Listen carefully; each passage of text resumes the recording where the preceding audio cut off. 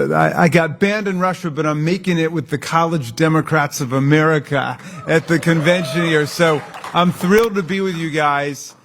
Quinn, thank you for that beautiful, soaring introduction.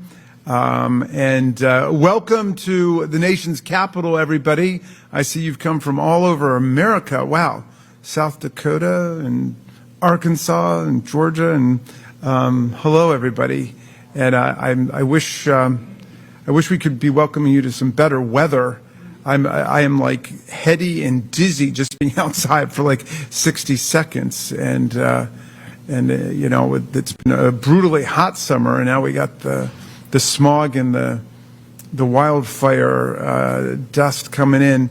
On Capitol Hill, I like to say it's not the heat, it's the stupidity, and we got plenty of that too. To go around. But hey, I was thrilled to see that there were some Democracy Summer people here. Can I see where they are? Thank you guys for what you're doing. I mean, this is, I'll tell you the story of how I started Democracy Summer. It's when I first got into politics. It was 20 years ago. I ran for the state Senate. And, you got to start by organizing your family first.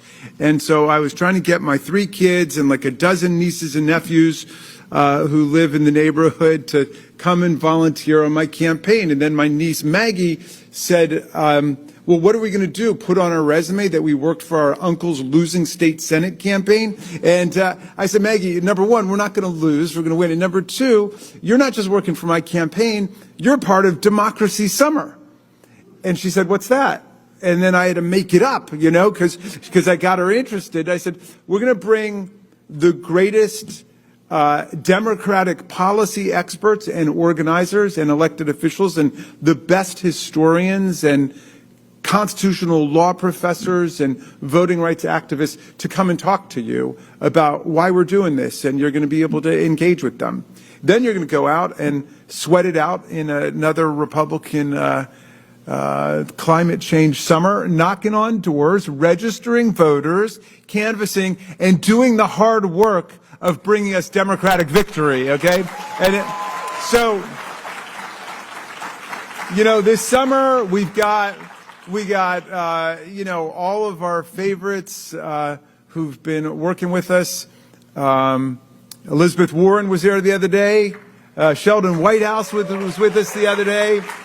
And we do it online, so we're connecting with young people across the country. We got somewhere around 1,800 now who are working with us in Democracy Summer all across America. I believe we're in every state because we didn't have any elected officials from South Dakota in Congress, but I think we're doing it with the state party in South Dakota. I don't know if anybody's here from South Dakota, but Heather Cox Richardson is there. Chairman Benny Thompson is part of it. AOC, you name it. Everybody's participating. And my co-chair is the youngest member of Congress, Maxwell Frost from Orlando, Florida. So anyway, I think it's fantastic what you guys are doing here. Amazing. I want to salute David Seaton, who is vice president for, I think, political organizing or something. And David, check this out, was a Democracy Summer Fellow in the 6th District of Massachusetts, the North Shore of Massachusetts, where he grew up. He was working with Seth Moulton. And through Democracy Summer, he threw himself into the Democratic Party, and he got elected as a delegate to the Democratic National Convention in 2024. And this guy, I'm sure everybody in this room, is living and breathing democratic organizing and strategic operations. So we can put an end to this reign of corruption and authoritarianism and get America back on the track of democracy and freedom again. So thank you, David Seaton, for what you're doing.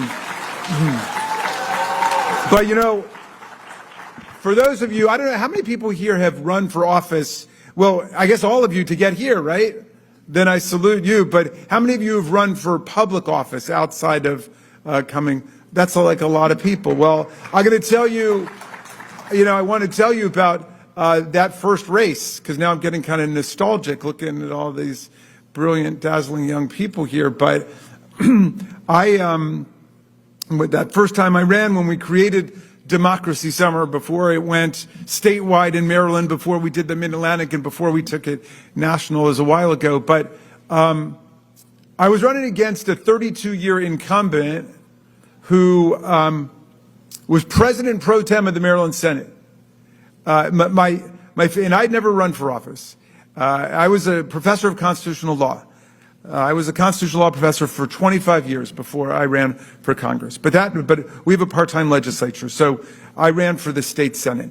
But my favorite story about that race is when I first announced, there was an article in the newspaper quoting a pundit who said, Raskin's chances of victory are considered impossible. And then 9 months later, we got 67% of the vote against incumbent. And then the Washington Post had another article about the race quoting a pundit who said Raskin's victory was inevitable. So we went from impossible to inevitable, because the pundits are never wrong. But what I like to tell the young people in Democracy Summer is, remember this: in politics, nothing's impossible. Nothing is impossible. But also, nothing is inevitable. Nothing is inevitable. It's all only possible through the democratic arts of education, organizing, and mobilizing people for change. Okay? So that day I went out there, it was like 10 below zero when it was like the opposite of today. It was a freezing cold day. And I laid out everything I wanted to do. I said, we're going to abolish the death penalty in Maryland, and we're going to pass marriage equality. This is in 2006 when I first ran. We're going to restore voting rights to the former prisoners because Maryland had Mississippi and Alabama's law at that point. We're going to pass the first national popular vote interstate compact law in America. We're going to empower ranked choice voting in Maryland across the state. So anyway, I laid out everything that I wanted to do. Oh, this won't be popular. I said, we're going to decriminalize marijuana in Maryland. We're going to do that too. But anyway, I went through this whole speech and it was freezing and it was way too long, And this woman came up to me and she said, Jamie, I loved your speech. Great speech. But one thing, she said, take out all that stuff that you've got in there about gay marriage. That's what they called it in those days. You guys weren't born yet, probably, but they called it gay marriage. They said, take out all the stuff you got about gay marriage. It's not going to happen. It's never going to happen. And even the gay candidates don't talk about it. And it makes you sound, check this out, she said, it makes you sound like you're really extreme, like you're not in the political center. And I kind of had to swallow hard there because, first of all, I didn't have that many attendees with me that day when I was running against a 32-year incumbent and kicking off my campaign, never having run for office before. But also my 3 kids were there watching this interaction, and I didn't want to offend her. But what I said was, I really want to thank you for telling me that because it makes me realize that it's not my ambition to be in the political center, which blows around with the wind. It's my ambition to be in the moral center, to find what's right, and to bring the political center to us. And that's why I'm a Democrat. That's why I'm a Democrat. And that's why I'm proud to be a Democrat. Some of our friends and colleagues across the aisle have a hard time correctly pronouncing the name of our political party in its adjectival form. I don't know if you've noticed that. My friend Lauren Boebert, for example, was on the floor, and she launched into this thing with that Democrat bill and that Democrat congresswoman and that Democrat party. And I got up and I explained as I did for 9 years, and I said, Democrat is the noun, okay? Democratic is the adjective. If you're going to sneer at one of my colleagues, you got to say the Democratic congresswoman. And it's a Democratic bill, a Democratic amendment. We're the Democratic Party, But they kept doing it, and they all got involved, Jim Jordan and Chip Roy and all of them, the Democrat this and the Democrat that. And I lost my temper, And I said, well, you guys have like this bizarre self-imposed political speech impediment on your side. Like, you can't correctly pronounce the name of our party, and it's spreading over to my side. Now when I try to say the name of your political party, it just comes out the Banana Republican Party and the Banana Republican Congressman. And I went home and I told my wife, Sarah, I said, I finally got them back after, because she knew how much this drove me crazy. And I told her the story, and she said, you know what? That was an extremely immature response. Okay. And she said, you're not allowed to do that anymore. And so I said, all right. But luckily I was reading a great book at the time. I recommend highly, about Franklin D. Roosevelt. It's called Traitor to His Class by H.W. Brands, the great historian from Texas. I learned something remarkable in that book. It's got Roosevelt speaking and his speeches and stuff. And Roosevelt did not call our party the Democratic Party, much less the Democrat Party. You know what he called us? With a capital D, at least that's how they transcribe it. He called us the democracy. The democracy, right? So he'd say, well, the economic royalists and the plutocrats say invest in the very wealthiest people in the country. Some of the wealth will dribble down on everybody else. But the democracy says invest in the great American working middle class. We will all rise and prosper together. That's the doctrine of the democracy. So now,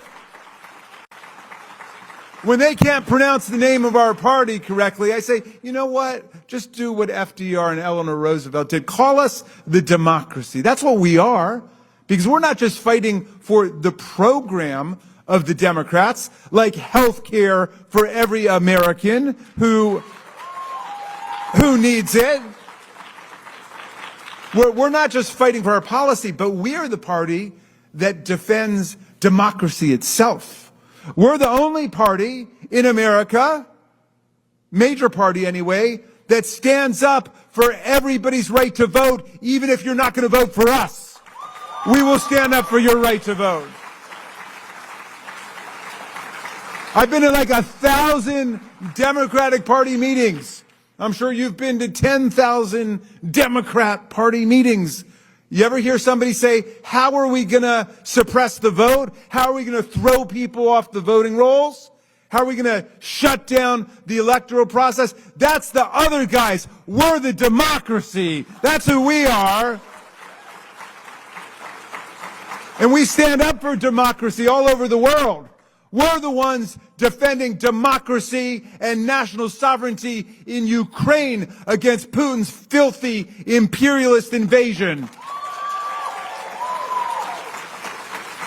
We're the ones standing up for democracy and human rights all over the world. That's who we are.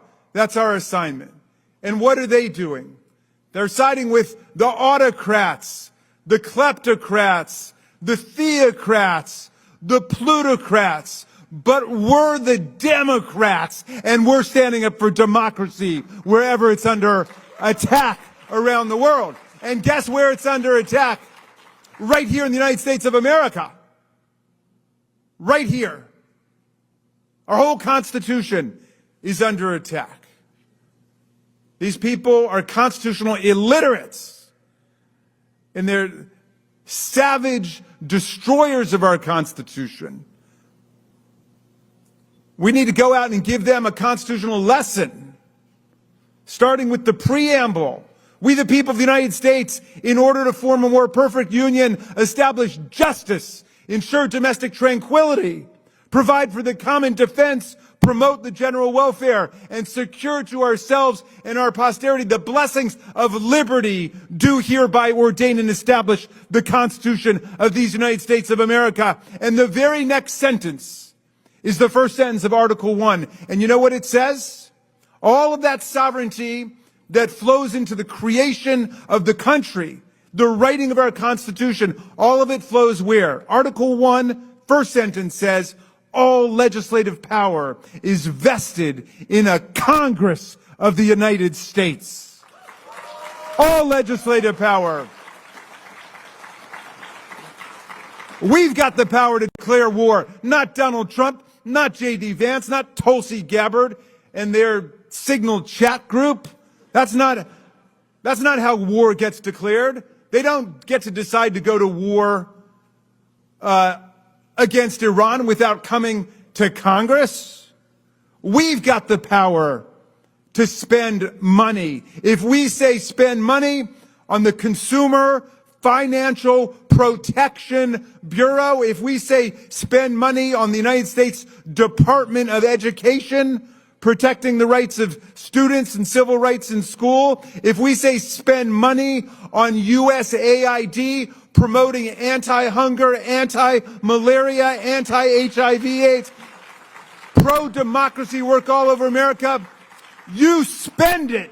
You spend it. You don't divert it. You don't impound it. You don't rechannel it. You don't push it somewhere else. That's not within your constitutional authority. We've got the power of the purse in Congress, and we've got the power to tax. Donald Trump imposed the greatest tax in American history, a unilaterally imposed tariff on our allies all over the world, lifting them one day, decreasing them the next day, going up 50%, 80%, no rhyme or reason, no legislation behind it. It was so bad, even his stacked and packed and gerrymandered Roberts Court had to strike it down. So you get through all of that stuff, the power to regulate commerce, domestically, internationally, intellectual property, piracy, you name it. You get through all that Article 1, Section 8, Clause 18, and all other powers necessary and proper to the execution of the foregoing powers Congress has. Then you get to Article 2. It's like this big. The key sentence in it says, a president shall be removed from office upon impeachment for and conviction of treason, bribery, and other high crimes and misdemeanors.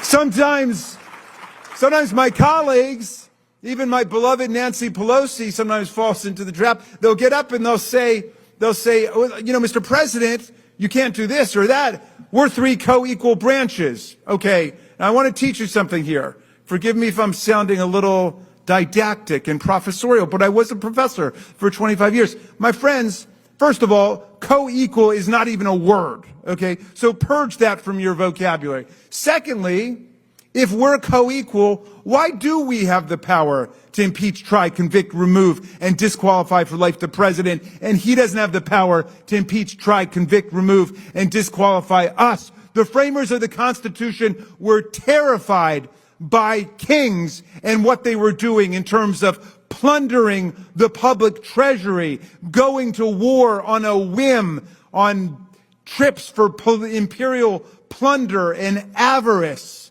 and whimsy. They knew what kings would do, and they were afraid of power generally, but they had a lot more faith in the representatives of the people than they did in what one president drunk on power and potentially mad might do. So we need to restore and reclaim the preeminence of Congress, the representatives of the people in America. Article 3 of the Constitution establishes, as Chief Justice Marshall put it in Marbury versus Madison, it's emphatically the province and the duty of the Judicial Department to say what the law is. And you know who's been doing a great job is the federal district judges and the federal appeals court judges, which have struck down the vast majority of all of the lawlessness coming out of the White House, like the executive order purporting to negate the very first sentence of the 14th Amendment, which says all persons born or naturalized in the United States and subject to the jurisdiction thereof are citizens of the United States. And every single federal district court to look at it struck it down and castigated and reprimanded President Trump and the executive branch for trying to destroy birthright citizenship in America. And then it goes to the Supreme Court, and thank God there's at least 5 justices who are willing to read the Constitution, right? But 4 of them said, no, it's you can totally strip people of their citizenship by law. We're hanging on by a thread there. It gets up into the twilight zone of the shadow docket, and then anything can happen. It's like Forks and spoons and knives are just flying around the room. Anything can happen. All the laws are suspended up there. We have got to restore the Supreme Court as a guardian of the rights of the people again. So, let me just say a word about our rights and our freedoms, because that's what the whole Constitution is about. All of the separation of powers and then the elucidation of the rights in the Bill of Rights. It's all about defending the rights and the freedoms of the people against power-mad authoritarians and autocrats that would try to crush our freedom. But our freedoms are under attack today. The freedom of speech is under attack. Ask the families of Alex Preddy and Renee Good, shot down in broad daylight in cold blood just for exercising their freedom of speech. We must restore the freedom of speech in America. The freedom of press.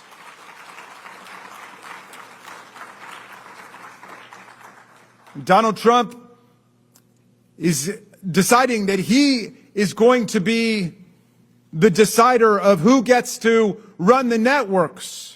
If you say good stuff about Donald Trump, you're going to get a license. If you're not, we're going to take your license away.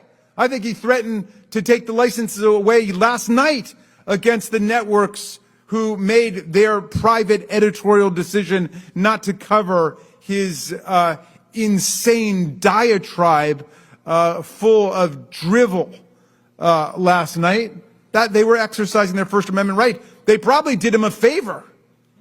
The other networks should sue him if they made the mistake of running that blathering by him. But we're getting a constant attack on the freedom of press. The separation of church and state. You saw that they just issued, Trump's Commission on Religious Liberty just issued their big report. And in that report, they attack the idea of the separation of church and state.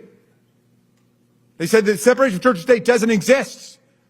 The words don't exist in the First Amendment. You know what else doesn't exist in the First Amendment? Christian white nationalism doesn't appear in the First Amendment either. And yet,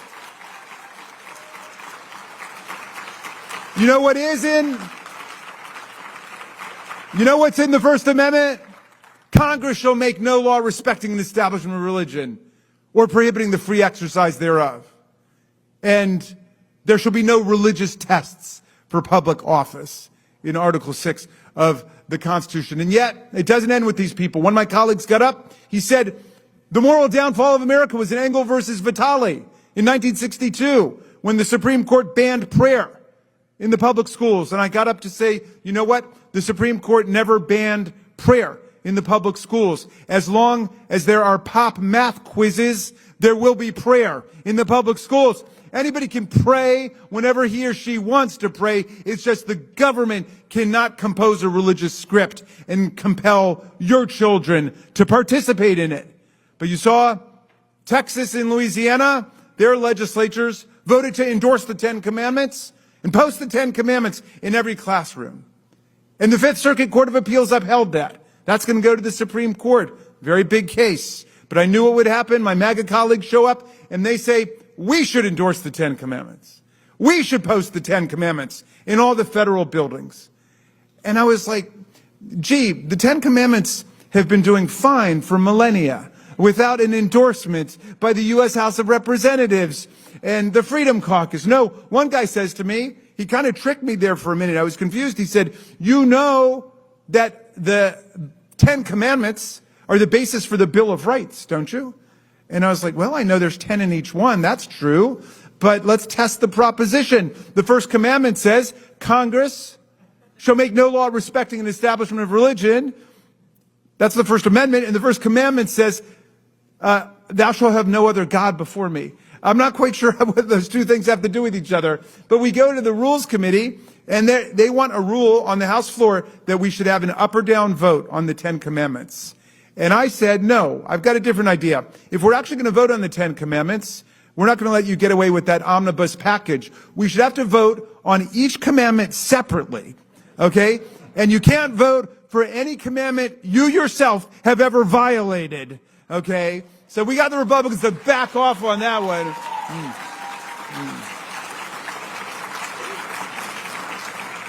Due process is under attack. Everybody knows that. One of my Republican colleagues said when we were debating it, well, you're not for due process for guilty people, are you? I'm like, that's the whole point, okay? We don't know if they're guilty until there's been due process.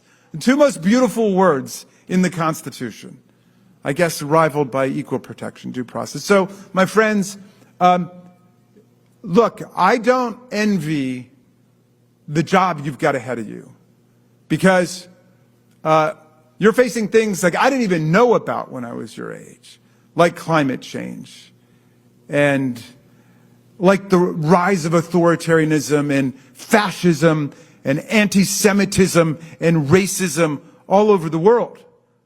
You're facing that. And artificial intelligence, a million questions about that. And crypto, a million questions about that. But you get to wake up every day and go out and fight for everything you believe in and try to solve the answers, get the answers to solve these problems. I'm going to leave you, great college Democrats, with the words of two of the democracy patriots I've held close to my heart through this dark period. One, the great Marylander Frederick Douglass, who was born 45 minutes away from here at the Wye River Plantation into slavery. He escaped from slavery to become our great freedom fighter through the Civil War, through Reconstruction. And Douglass said, if there is no struggle, there is no progress. And the struggle may be moral, it may be physical, it may be moral and physical, but there must be struggle. Power concedes nothing without a demand. It never has, and it never will. A message to you from the great Frederick Douglass and the people of Maryland. And I'll leave you finally with the words of Tom Paine, who our son Tommy was named after. And Tom Paine got to America in 1774, 2 years before the Revolution. He fell in love with our land and our people. And he said, if this country lives up to its promise, its ideals, and its values, he said it will become an asylum to humanity. Not an insane asylum, mind you, but a place of refuge for people seeking freedom from religious and political and intellectual repression all over the world. And then he wrote the greatest pamphlet of our history, Common Sense. Common sense, by which he meant the sense you have even if you didn't get to go to Oxford or Cambridge or Princeton or what have you, and the sense we have in common when we reason together, speak together, and listen soulfully to each other. Common sense. And, George Washington had the troops at Valley Forge reading from Common Sense by campfire light every night. But 1776 was a tough year. And he wrote Common Sense in January, but in December, it was the winter of our discontent. And people didn't know which way things were going to go. The country was split right down the middle. My man H.W. Brands wrote a book about it called The First Civil War, about how the American Revolution was like a civil war because it split the country in half. Half of the people were running around saying, you cannot beat the kings and the queens. You cannot disentangle church and state. You cannot overthrow feudalism. You cannot beat the greatest military empire that ever existed. It's hopeless, they were saying. And the other half of the people were saying, let's give it a try. Let's try to put government on the principle of the consent of the governed, as Jefferson put it in the Declaration, on the idea of unalienable rights and freedoms of the people, and everybody being created equal. Let's try democracy and freedom and equality. Let's pledge to each other our lives, our property, our sacred honor in order to make it happen. Because for all of history, humanity suffered under a system where the rulers were always like King George or Vladimir Putin or Donald Trump. That's not some exceptional, aberrational thing. That's the way societies have always worked. What makes America special is we rejected that. And we said we wanted to build government based on freedom and democracy and equality. But anyway, my friends, I'm going to leave you with the words of Tom Paine in this other pamphlet that he wrote. in December called The American Crisis. And I'm going to update the language a little bit so as not to offend modern sensibilities. Pelosi makes me do that. She said Paine was a feminist and he wouldn't mind. And he was fighting for women's voting rights in the 18th century. But he said this, he said, "These are the times that try men and women's souls. The summer soldier and the sunshine patriot will shrink at this moment from the service of their cause and their country. But everyone that stands with us now will win the love and the favor and the affection of every man and every woman for all time.